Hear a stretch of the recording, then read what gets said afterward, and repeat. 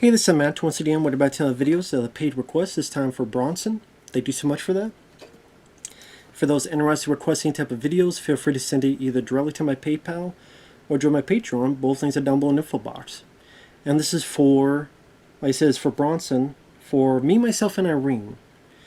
He wanted me to talk about. Which I saw this back in the day. Don't remember when I first saw this. It might have been cable. I can't remember. But it's directed by the Farrelly brothers, who of course by this point had done Dumb and Dumber, There's Something About Mary, Teen Pin. And for me, this was kind of the beginning of the end, because I quite enjoyed Dumb and Dumber. Teen Pin I had some fun with. There's something about Mary I was never entirely gun-ho about, but there are moments I can watch and get entertained by, to be fair. I think if I watch it nowadays, I'm a bit more... I'm not as... I don't hate it as much as I used to. And hate's a strong word, but I would say it's like time waster, perhaps. But after this, I was never into Shallow Hal, Stuck on You. I hate the Three Stooges movie they did. I hate Dumb and Dumber 2 that they did. I just think after this, just for me personally as a fan, just went downhill for these guys. But I do like this film. Now, came out in 2000. You have Jim Carrey as Charlie, who is going out, gets married, and has 3 kids. Of course, these 3 kids are black, but he doesn't want to admit that his wife cheated on him. Until ultimately, she leaves him for this limo driver, played by Tony Cox, who is with Billy Bob Thornton in Bad Santa. He had a big role in the first Friday movie. And Jim Carrey, the Charlie character, is such a sincere, nice guy that you just feel sorry for him. Like you know what's going on, and even he knows what's going on, but he's such a nice guy, he doesn't want to admit it, he doesn't want to make it a reality in his brain. So his character is with the Rhode Island State Trooper organization. His 3 kids grow up to be Anthony Anderson and these 2 other guys. They're like one's like big muscle guy, the other 2 are big overweight, but all 3 are very, very smart, very intelligent, but they speak in like Richard Pryor type. I do like that when they're kids. Can we watch Richard Pryor? And I just like Jim Carrey doesn't know who it is. And it's one of my favorite specials, Richard Pryor Here and Now, when he was in New Orleans. And so it's great to see that again, because I love that special. And I'd be laughing like they were. I like that you see Jim Carrey's character is always nice and kind and always takes care of his kids well. So it always showed you that he's a good dad. But then as time goes on, because people keep using him and people keep pushing him. These people at the barber shop. Oh yeah, your car is parked illegally. Oh, here's the keys. Why don't you go park it for me? The girl jumping rope, not supposed to be on the sidewalk. She yells and screams at him. And then ultimately, like, during grocery shopping, this person screws him over. I like the sound effect noise with the harmonica and like the na na na na na, we're gonna rock you. It's a weird combination of sounds that just showcases your mind melting and you going awry in your psyche. So then lo and behold, he loses it. He completely loses and becomes his other personality named Hank, where he embarrasses her by looking at her products and see Vagisil. When you have a price check on Vagisil, she's all dusty and cloudy, There's not much on the potato. Oh, I forget what the dialogue he says. Must be not much on the taco. Or the little girl tries to drown her for a bit and says, I'm not Charlie. What did he say? And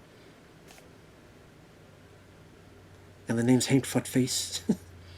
I do like as Hank, he has this kind of Clint Eastwood lower tone with his voice. It was just kind of cool to see Jim Carrey play that kind of role, letting the curse words fly. Because you think about it with his films, because for the most part, they're like PG-13. Other than Once in a Blue Moon, he doesn't really let the curses fly out of his mouth.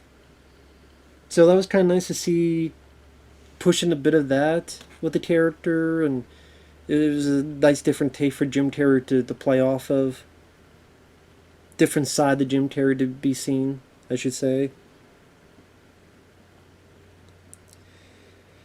And, the Farrelly brothers, of course, push that raunchy humor. So, like, there's a woman feeding her baby. She turns, looks back, is Jim Carrey feeding on her titty, getting that titty milk, getting a milk mustache. Drives the car through the barbershop. I parked it for you. And we're trying to find out, yes, he does have split personality. So he has to take these pills. Robert Forster, may he rest in peace. It was great to see him in here. Always enjoyed him as an actor ever since I saw him in films like Jackie Brown and Alligator. He's the boss. You tell he cares and wants Jim Carrey to do well. Puts him on this gig to take Renée Zellweger, who at this time was in films like Jerry Maguire, to take her from point A to point B. She says it's a crime that she didn't commit. She was framed because her boyfriend is into all these shenanigans. And throughout the film, it's the two of them. They go to a place. The hitman tries to kill Renée Zellweger. She hides out. Gets to Jim Carrey. They are on the run together. Jim Carrey gets blamed for this one agent's death. And they're on the run while not only trying to survive, but also trying to deal with his two personalities. The film, while at times I'm not 100% on the raunchy humor side of things, so once in a while that does happen, whether it be the Hank character pisses in a gas tank, or he has this big hard-on in his pants and has a sneer look to Renée Zellweger. Sometimes it does make me smirk or chuckle after a night that the two apparently banged, and then Charlie wakes up and goes, "What happened?" And then pulls out like this big dildo. "Oh, so I guess Hank was enough for you, huh?" And she goes, "That wasn't for me." And you see, like, oh my god. Like, Jim Carrey's reaction makes that work. I do find a lot of humor in Jim Carrey's performance and trying to alternate this super, super nice guy and this piece of work of Hank. And some of the goofy slapstick still made me chuckle. Like when they find the cow and is trying to do a mercy killing. So he shoots it once, it doesn't work. So then he shoots it like a total of 9 times. It's still not dead. And then he's like choking in, trying to plug its nose. Which apparently later on, and we see the cow still didn't die. That was goofy and silly, but for some reason that was so weird and crazy that it did make me chuckle a bit. It did make me laugh. That and then like the weird like puppet animatronic cow thing they used. It did make me chuckle. I think also the fact that it still survived kind of sold the joke up for me as well. When he plays his Hank, some of the trying to be badass lines he says did make me chuckle. Like, just because I rock doesn't mean I'm made of stone. How about I take that butt of that cigarette you fell? That butt of cigarette you threw away. Put it at the end of my boot and put it up your a-hole. Or like there's a kid slurping. It's like, "Hey, asshole." And the dad's like, "Hey, what are you doing?" And he's like, "I have no beef with you. Just between me and the kid." Like there were moments like that that did made me laugh. I liked Renee Zellweger. I thought she held her own with Jim Carrey. The supporting cast, you got Richard Jenkins, who's been in a lot of stuff. He was in The Shape of Water, among other movies. He's a good character actor. Chris Cooper, another good character actor. He plays sort of one of our main villains in the movie. The three guys playing his sons, including Anthony Anderson, they were entertaining, where they mesh with, and hey, very progressive. For those who say movies have never been progressive, so we need, no, many movies have been progressive. You've just been blind, or you just try to ignore them. This film, three guys who happen to be black, they grow up and they become smart and geniuses, and they know German, and they know how to fly, and they know about electrons, but they're able to make that work in the comedy. What's this motherfucking electron doing there? I don't know. And like the insults they throw at each other about what schools they'll get into. It's like they're intelligent, but at the same time they can throw these funny curse-filled jokes in that make them very memorable and make them entertaining characters. This is one thing I like, that there's not one time that the Hank character shows up with the three kids. Well, at this point, grown up kids. Something about that, like, I'm kind of surprised they didn't work that in. That at one point his family sees his split personality, and what does his split personality? Will he mock the three with how fat they are, or this and that? But I think that was the right decision not to do that, because maybe that would go over the line of being too mean-spirited or too far gone. Which I know is stupid to say in a Farrelly Brothers movie, something to be too far gone, too over the top, too across the line. But I just don't think that would work in being humorous. I think people would be more sad than funny, than laugh at that stuff. But when Hank is talking to Renee Zellweger, is like, you're a nice lady, you're a very special unit. Thank you. You swallow? Okay then. We'll take it slow. Or, I'm gonna knock my head off. What? We're at a park. If they see someone got beaten up, they'll pay us. They don't want that stuff. Come on. Don't give me one of those sissy girl hits. So she hits him and he falls back, and Jim really did the fall. And you see, like, when he fell, he was falling so quick, he actually jumped up, and you see him and he fall the rest of the way.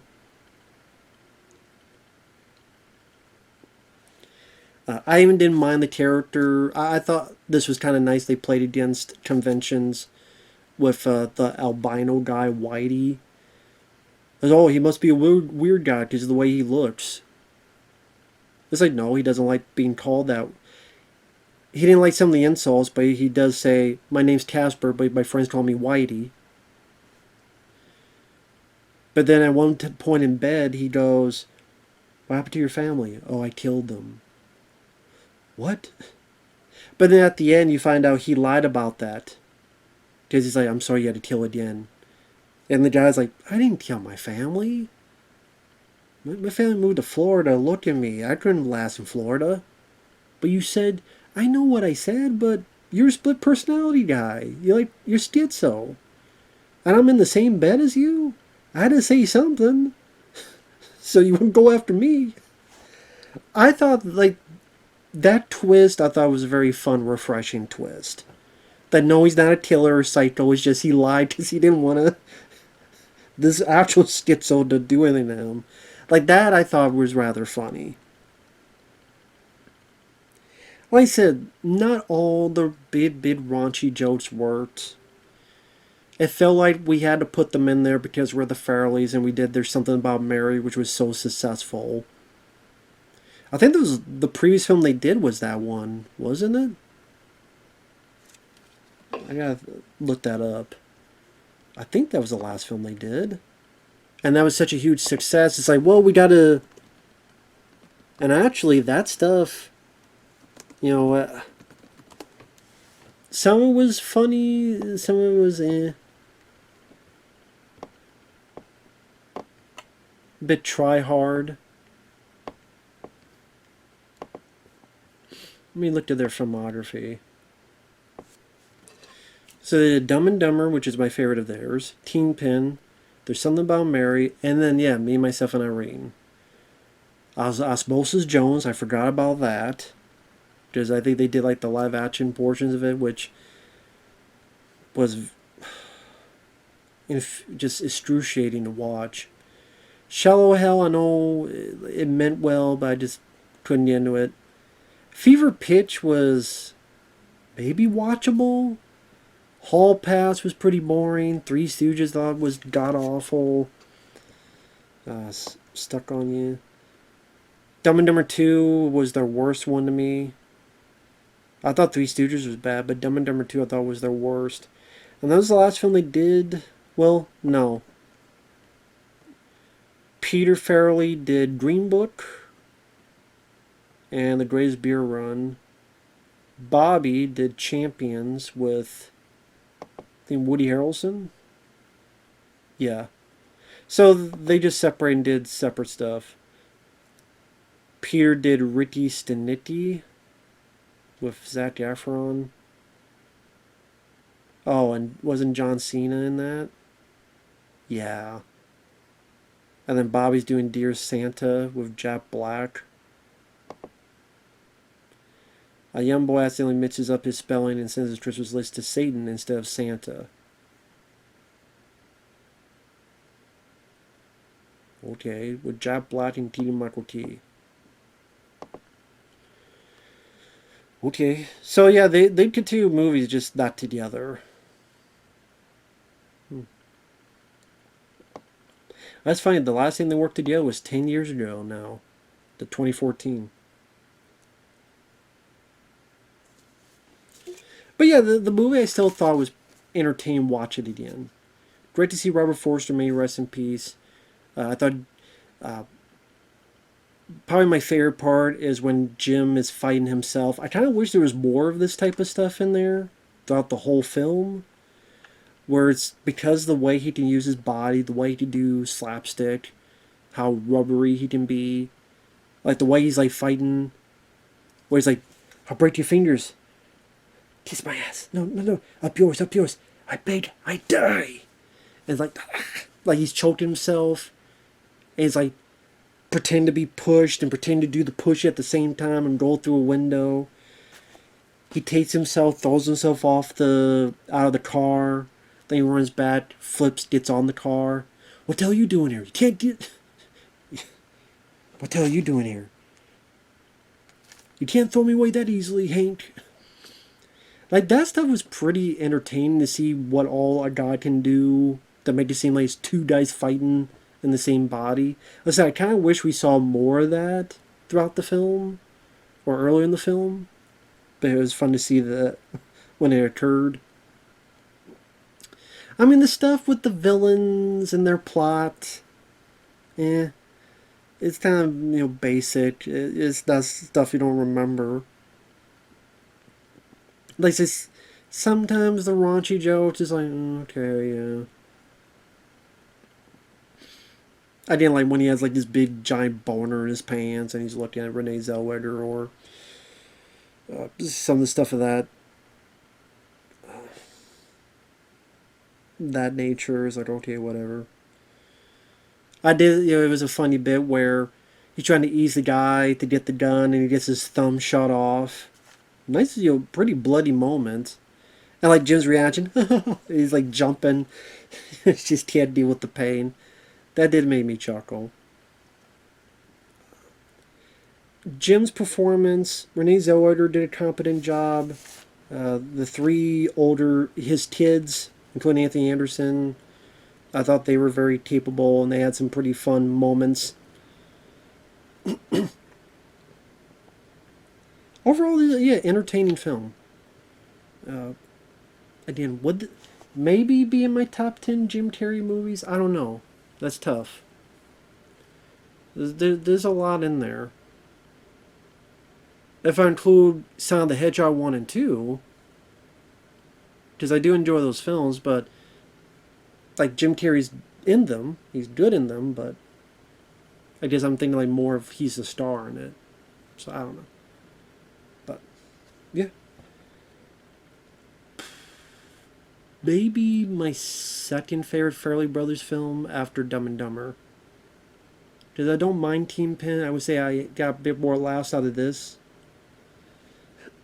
So I'd probably say Dumb and Dumber, this movie, and then Team Pin are probably my top 3 favorite Farrelly Brothers films. Farrelly Brothers movies. I'd probably say that. But, yeah. It was fun to see this again.